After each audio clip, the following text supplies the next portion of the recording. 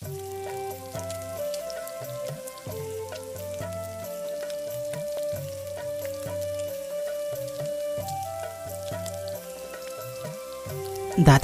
আপনার আর কিছু লাগবে? না না, আর কিছু লাগবে না, তুই যা, লাগলে আমি চেয়ে নেব। ঠিক আছে, খাওয়া শেষ হলে নিতাইদার কাছে গিয়ে বিল দিয়ে যাবেন। আমাকে দেখি কি তোর চাঁদাবাজ বা ডাকাত মনে হয় রে? হ্যাঁ, যে বিল দেবো না? না গো দাদা, আমি সেটা বলছি না। যা দূর হ যোগের সামনে থেকে, বেয়াদব ছেলে কোথাকার।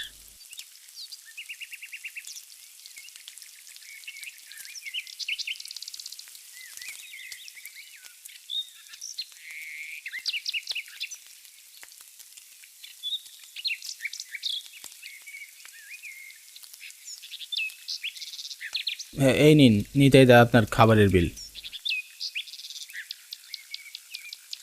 তবে আপনার দোকানের পিচিটা তো বেশ চঞ্চল।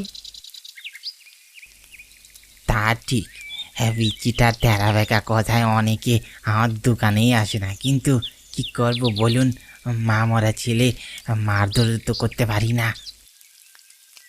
আর যে যাই করুক, আপনার হাতের রান্না অন্য কোনো দোকানে পাওয়া যাবে না। কি কি যে বলেন বাবু? তা থাকো আজ, আমি আবার কাল আসবো। ঠিক আছে বাবু।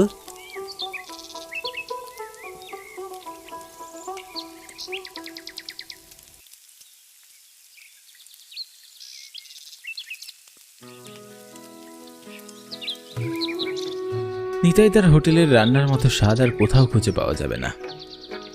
গ্রামের পর গ্রাম, শহরের পর শহর, বিভিন্ন জায়গায় ঘুরে খেয়ে দেখেছি, কিন্তু এই হাতের রান্না, এটা স্বাদই আলাদা। এজন্য তার ব্যবসা অবশ্য বেশ ভালোই চলে। গোটা 4-5টা গ্রাম ঘুরেও কোনো হোটেল পাওয়া যাবে না, সকলেই তার হাতের রান্না খেয়েই তৃপ্তি পায়।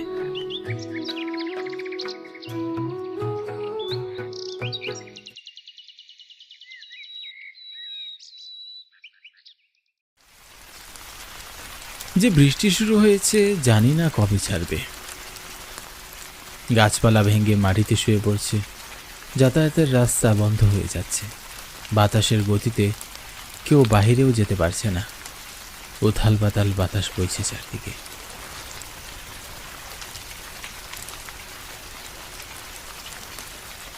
এই ঝড় বৃষ্টির রাতে এত মনীষীর সমাগম, যাই গিয়ে দেখি তো। পুকুর পাড়ে এসে সমাগম দেখে মোটেও ভালো লাগলো না গোপালের। মনের ভিতর আচমকা ভয় ঢুকে গেল তার। সে আন্দাজ করছিল কিছু একটা হয়েছে, নয়তো এ সময় এত মানুষ কেন ভিড় করবে এখানে। দেখি দেখি কি হয়েছে, একটু দেখি।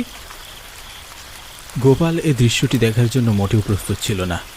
সে কল্পনাও করেনি এমন একটি দৃশ্য তার দেখতে হবে।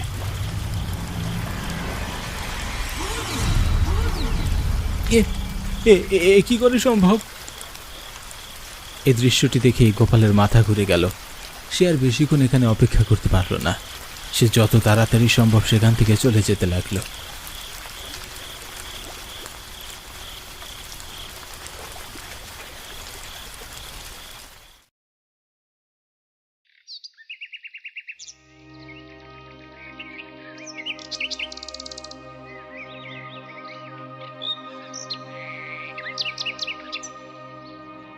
সেদিনের সেই ঘটনার পর আর নিতাইয়ের দোকান খোলা দেখা যায়নি। দিনের এক নির্দিষ্ট সময়ে খোলা দেখা গেলেও তার কিছুক্ষণ পরেই বন্ধ হয়ে যায়।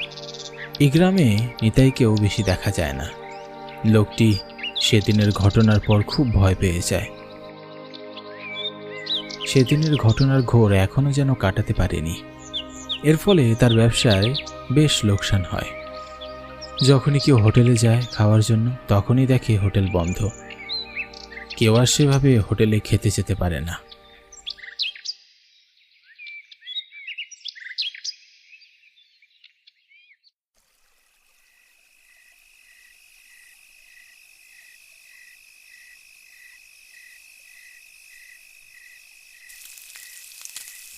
আজ কিছুদিন বিরতির পর নিতাইদার দোকান খোলা হয়েছে।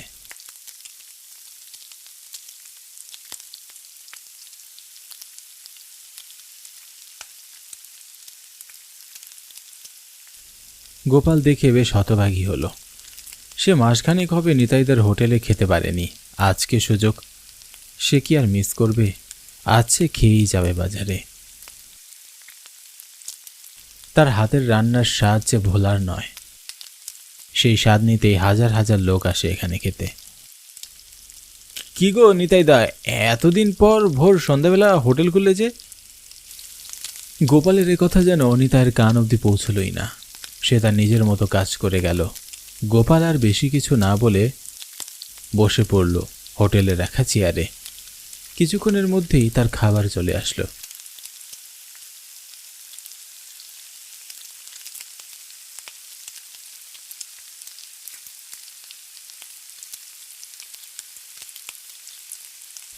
কিন্তু সে খাবারটি খেয়ে আগের মতো সেই স্বাদটা আর পেল না। খাবারটি বিষাদে ভরা।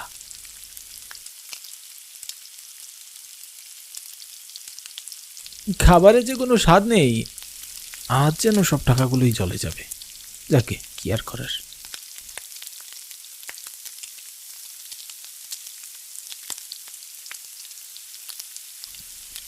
নিতাইদা, বিল কত হয়েছে গো?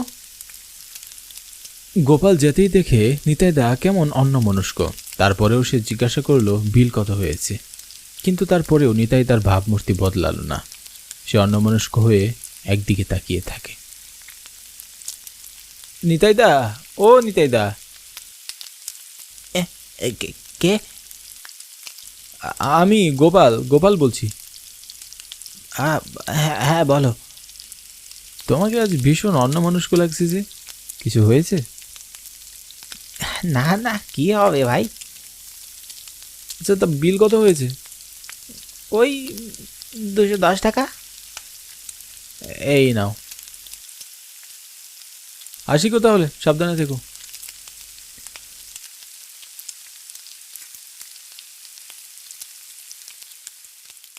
সন্ধ্যা অবধি সব ঠিকই ছিল, কিন্তু হঠাৎ দমকা হাওয়া বইতে শুরু করলো। তার কিছুক্ষণের মধ্যেই ঝড় উঠল চারদিকে। বাতাসে গাছগুলো হেলে দুলছে। কখন জানি গাছ ভেঙে পড়ে মাটিতে। কিন্তু এ সময় হঠাৎই ফুপিয়ে কান্নার শব্দ ভেসে আসলো। তবে কোথায় থেকে আসলো গোপাল বুঝতে পারল না। সে ভাবল হয়তো মনের ভুল, তাই নিজ গন্তব্যে হাঁটা শুরু করল।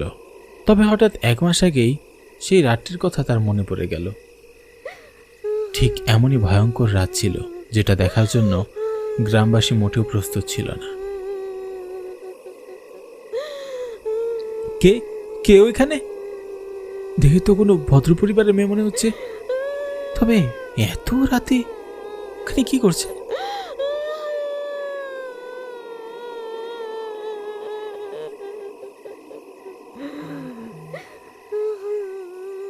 কি গো মেয়ে, কাঁদছো কেন? আগে তো কখনোই গ্রামে তোমাকে দেখিনি। আমি আমার স্বামীর সাথে এসেছিলাম এই গ্রামে জরুরি একটি কাজে, কিন্তু ঝড় বাদলের তাড়নায় আমাদের গাড়িটি অ্যাক্সিডেন্ট করে। আমি ছিটকে পড়ে যাই এই কোনায়, কিন্তু জ্ঞান ফেরার পর আমার স্বামী আর মোটরসাইকেল কাউকেই দেখতে পাই না। জানি না আমার স্বামী এখন কোথায় আছে, কী করছে। হ্যাঁ, আপনি কোনো চিন্তা করবেন না। আপনার স্বামীকে হয়তো ওই গ্রামের স্থানীয়রা মিলে হাসপাতালে নিয়ে গেছে। অনেকে খেয়াল করেনি। কাল সকালের আগে তো আপনার স্বামীকে খোঁজার উপায় নেই, তাই এই রাতটুকু অপেক্ষা করতে হবে। তবে দাদা, আমি খুব ক্ষুধার্ত, যদি দয়া করে কিছু খাবারের ব্যবস্থা করে দিতেন। তবে আসুন আমার সাথে, এই গ্রামে একটি হোটেল খোলা আছে।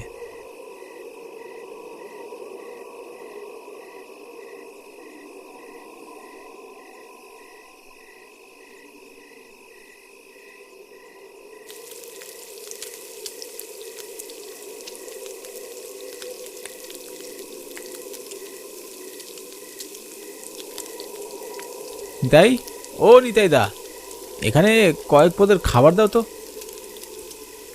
কিছুক্ষণের মধ্যেই খাবার চলে আসলো মেয়েটির সামনে। মেয়েটি এতটাই ক্ষুধার্ত ছিল যে কোনো দিকে না তাকিয়ে সে খাবার খেতে শুরু করলো। সে এমনভাবে খাচ্ছিল দেখে মনে হচ্ছিল অনেক দিন ধরেই সে খেতে পায় না। মেয়েটির খাবার শেষ হতেই গোপাল আর সেই মেয়েটি নিতাইয়ের কাছে গেল। খাবারের বিল কত হলো গো নিতাইদা? 400 টাকা। এ কথা বলতেই নিতাইয়ের চোখ পড়ল মেয়েটির দিকে। চোখ পড়তেই তার ভুরু কুঁচকে গেল।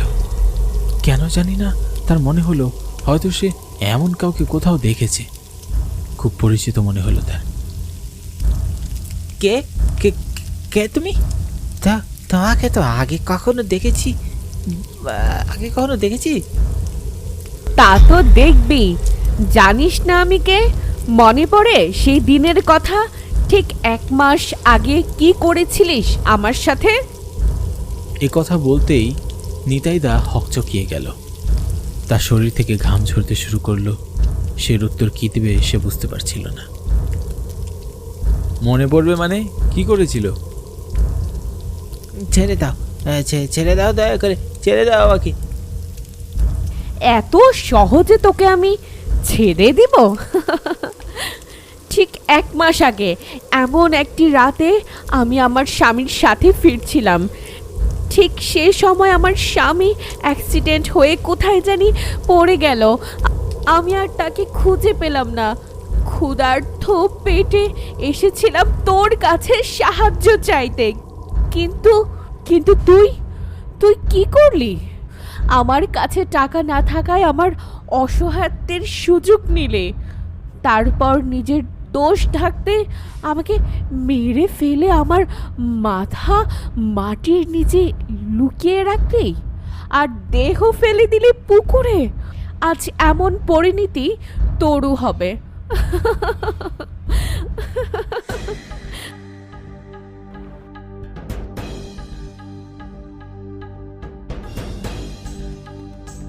দয়া করে আমাকে কিছু করো না।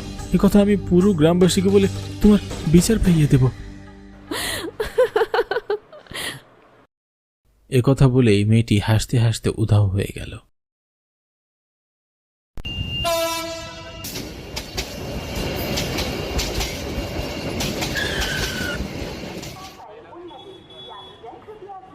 এই যা, ট্রেন তো চলে গেল। এখন কি করি? আগামীকাল কালী পূজা। যে করেই হোক আজ রাতের মধ্যে আমাকে বাড়ি পৌঁছাতেই হবে, তা না হলে মা বাবা আর দাদু ভীষণ কষ্ট পাবেন যে।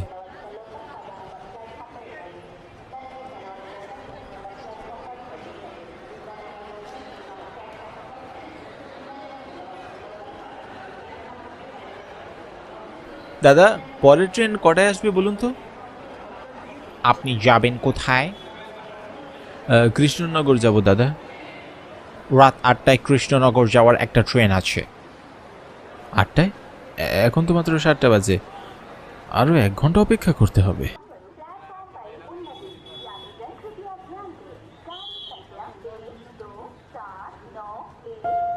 আমি অখিল, কলকাতায় সরকারি চাকরি করি। কাজের চাপে আজ 2 মাস হলো গ্রামের বাড়ি যাওয়া হয় না। নতুন চাকরি, তাই ছুটিও নিতে পারছিলাম না। কিন্তু কালী পূজাতে বাড়ি না গেলেই যে নয়। আমি না গেলে দাদু বাড়িতে কুরুক্ষেত্র বাঁধিয়ে ছাড়বেন, তাই তো অফিসের কাজ শেষ করে রওনা দিয়েছি। কিন্তু স্টেশনে পৌঁছাতে একটু দেরি হয়ে গিয়েছে। জানি না বাড়িতে ঠিক কটায় গিয়ে পৌঁছাবো। স্টেশন এক প্রকার ফাঁকা বলা যায়। আমি ছাড়া স্টেশনে আর কোনো যাত্রী ছিল না। হঠাৎ ট্রেনের পোপো শব্দে আমি উঠে দাঁড়ালাম।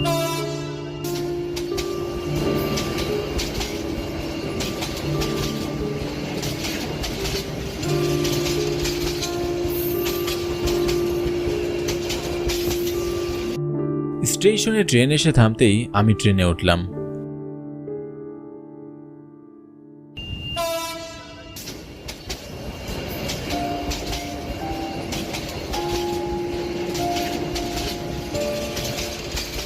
জানালার পাশে একটা সিটে হেলান দিয়ে বসলাম।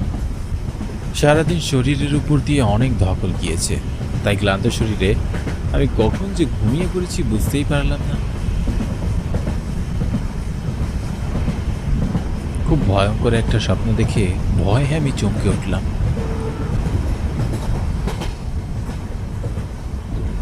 কিছুক্ষণের মধ্যে ট্রেন স্টেশনে এসে থামল। আমি তাড়াহুড়ো করে ট্রেন থেকে নামলাম।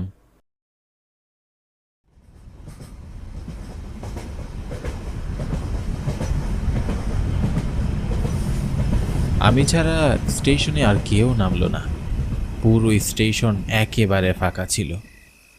আমি আশেপাশে তাকিয়ে কাউকেই দেখতে পেলাম না, এমনকি রেলওয়েতে কর্মরত কেউ ছিল না। ঘড়ির দিকে তাকিয়ে দেখলাম রাত 10টা বাজে। ভয়ে আমার বুকের ভেতর মোচড় দিয়ে উঠল। আশেপাশে কোনো রিক্সাও ছিল না, তাই পায়ে হেঁটে বাড়ি যাওয়া ছাড়া আর কোনো উপায়ও আমি দেখছি না। কিন্তু পায়ে হেঁটে যাওয়ার কথা ভাবতেই ভয়ে আমার গায়ের পশমগুলো কাটা দিয়ে উঠল। স্টেশন থেকে আমাদের বাড়ি যেতে হলে খেজুরকাঠির শ্মশান পার হয়ে যেতে হয়। সাধারণত রাতের বেলা গ্রামের মানুষজন এই পথ দিয়ে খুব একটা আসা যাওয়া করে না, তাই এই নির্জন রাস্তা দিয়ে যাওয়ার কথা ভেবে আমার খুব ভয় করছিল। আবার এই অন্ধকার রাতে স্টেশনে একা থাকারও আমার সাহস ছিল না। কি করব কিছুই বুঝে উঠতে পারছি না। হঠাৎ কারো গরম নিঃশ্বাস আমার পিঠে পড়তেই আমি চমকে উঠলাম। কে? পিছনে ঘুরে তাকিয়ে কাউকেই দেখতে পেলাম না। আমি ভীষণ অবাক হলাম। স্পষ্ট অনুভব করেছিলাম কারো নিঃশ্বাস আমার পিঠে পড়েছে। ভয়ে ভয়ে সামনের দিকে তাকিয়ে দেখলাম কালো চাদরে মুড়ি দেওয়া একটা লোক আমাদের বাড়ি যাওয়ার রাস্তায় হেঁটে যাচ্ছেন। আমার মনটা খুশিতে ভরে উঠল। আমার মনে থাকা সমস্ত ভয় সংকোচ মুহূর্তের মধ্যে কেটে যায়। শুনছেন? আরে মশাই, আপনাকেই বলছি, একটু দাঁড়ান, আমিও আপনার সাথে যাব। লোকটা আমার চিৎকার শুনেও দাঁড়ালেন না, এমনকি পিছনে একবার ঘুরেও তাকালেন না। আমি লোকটার এমন আচরণে খুব অবাক হলাম। তারপর আমিও লোকটার পিছনে পিছনে হাঁটতে লাগলাম।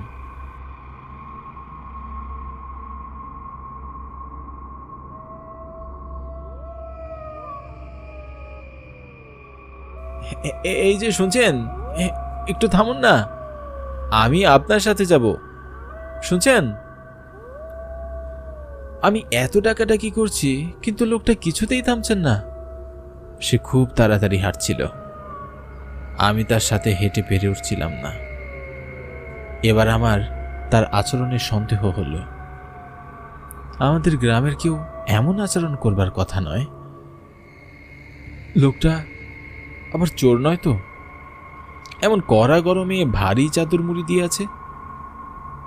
যে করেই হোক তাকে আমার ধরতে হবে। আমি খুব তাড়াতাড়ি হাঁটা শুরু করলাম। হঠাৎ আমি হোঁচট খেয়ে পড়ে যাই।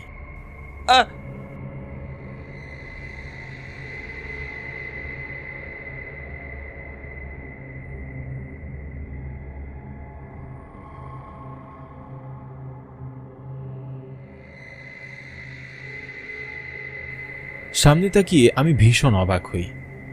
লোকটাকে আমি আর দেখতে পেলাম না।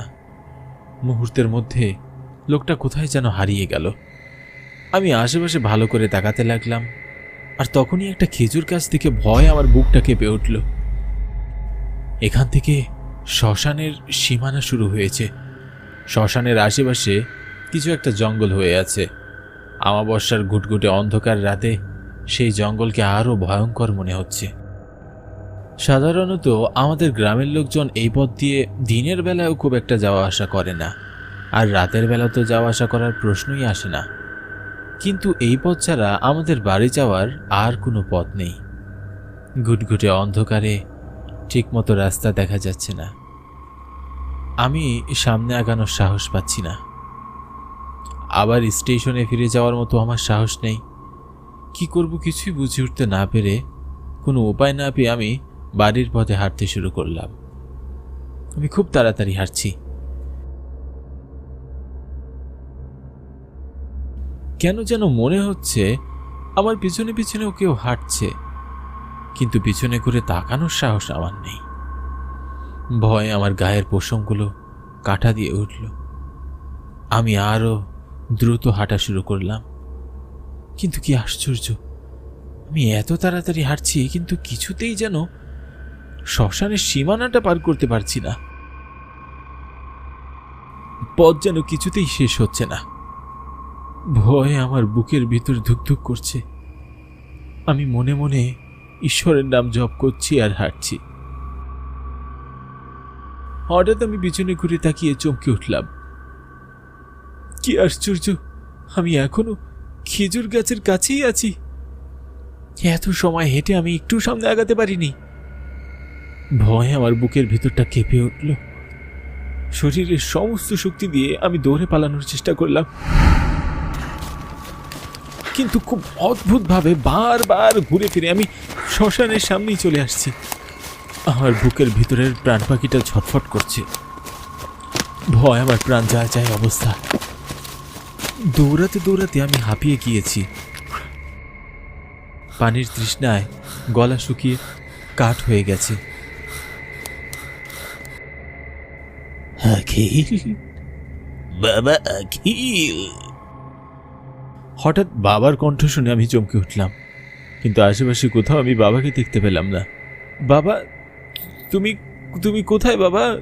তোমাকে আমি দেখতে পাচ্ছি না কেন? এই তো আমি এখানে, তোমার কাছেই। আমার মনে হলো বাবা শ্মশানের ভেতর থেকে আমায় ডাকছেন, কিন্তু এত রাতে বাবা শ্মশানে কি করছেন?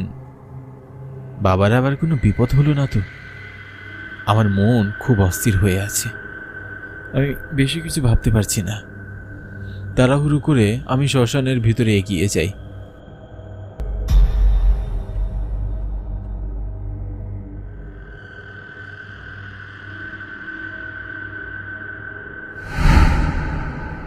কিন্তু কি আশ্চর্য, আমি ছাড়া শ্মশানের ভিতরে কেউই নেই।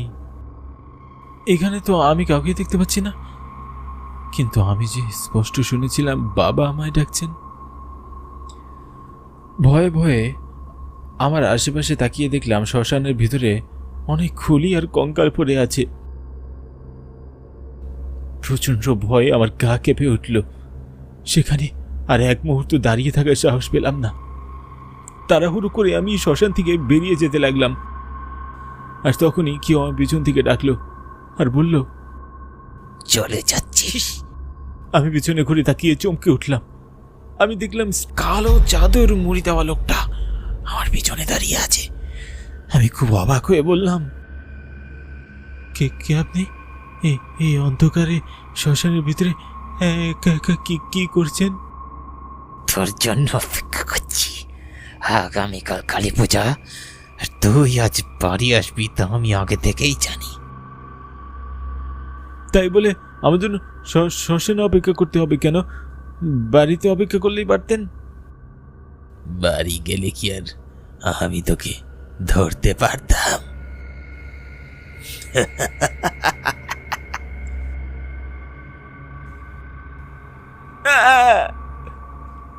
প্রচণ্ড ভয়ে আমি নিজের অজান্তেই চিৎকার করে উঠি।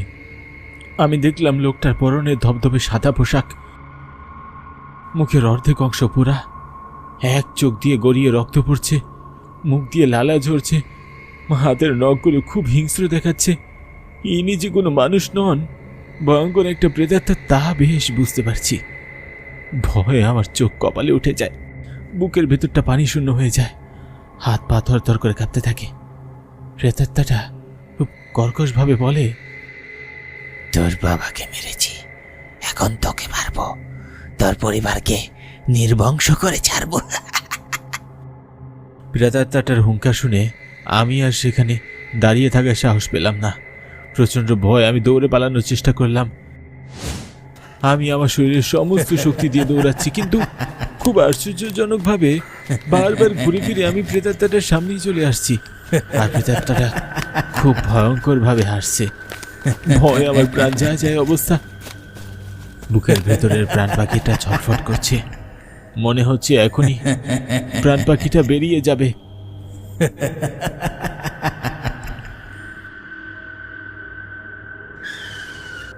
আমি আর এক পাও সামনে এগোতে পারছি না। প্রেতাত্মাটা বিশ্রীভাবে হেসে বলল, কোথায় পালাবি? তোর পালানোর কোনো পথ নেই। আজ এই শ্মশানে আমি তোর প্রাণ নেব। কেন এমন করছো?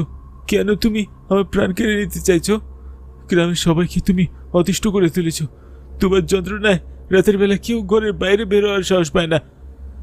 কেন আমাদের উপর তুমি এমন অত্যাচার করছো? আমরা তোমার কি ক্ষতি করেছি? তুই আমার কোনো ক্ষতি করিসনি, কিন্তু তোর বাবা আমার অনেক ক্ষতি করেছে। তোর বাবা আমার প্রাণ কেড়ে নিয়েছে। এসব কি বলছো তুমি? আমার বাবা এমন কাজ কখনোই করতে পারে না। তোর বাবা এই গ্রামের জমিদার। ওনার যা প্রয়োজন তা তিনি ক্ষমতা প্রয়োগ করে আদায় করে নেন। উনি অন্যায়ভাবে আমার জমির ফসল দখল করে নিতে চেয়েছিল, কিন্তু আমি আমার জমি দিতে রাজি হইনি। আমি প্রতিবাদ করেছি, তাই একদিন রাতের আধারে তিনি আমার বাড়িতে আবার আগুন জ্বালিয়ে দেন। সেই আগুনে আমি জ্বলে পড়ে ছাই হয়ে যাই। আজ আমি তোর বাবাকে হত্যা করেছি, এখন তোকে হত্যা করে তোর বংশ নির্বংশ করব। না, আমার মেরো না, আমি তোমার কোনো ক্ষতি করিনি। আমার বাবার ভুলে এসেছি, তুমি আমাকে কেন দিতে চাইছো? ছেড়ে দাও আমায়। প্রেতাত্মাটা তার হাত দুটো লম্বা করে আমার দিকে বাড়িয়ে দিল, খুব শক্ত করে আমার গলা চেপে ধরল।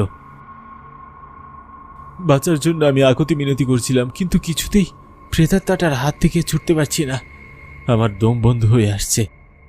তারপর আমার আর কিছুই মনে নেই।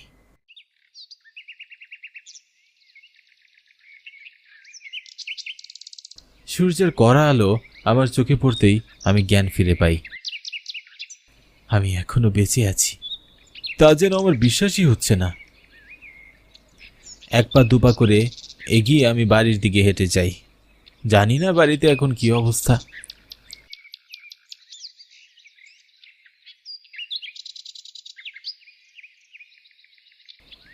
দূর থেকে দেখলাম আমাদের বাড়ির উঠোনে অনেক মানুষ জড়ো হয়ে আছে।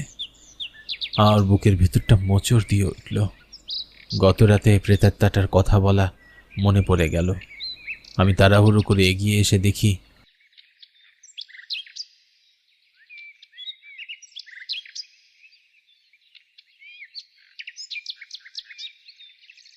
উঠানে আমার বাবার নিথর দেহ পড়ে আছে। দাদু আর মা কান্নায় ভেঙে পড়েছেন। চোখের পানি আমি আর ধরে রাখতে পারছি না। বাবার শেষ কাজ সম্পূর্ণ করে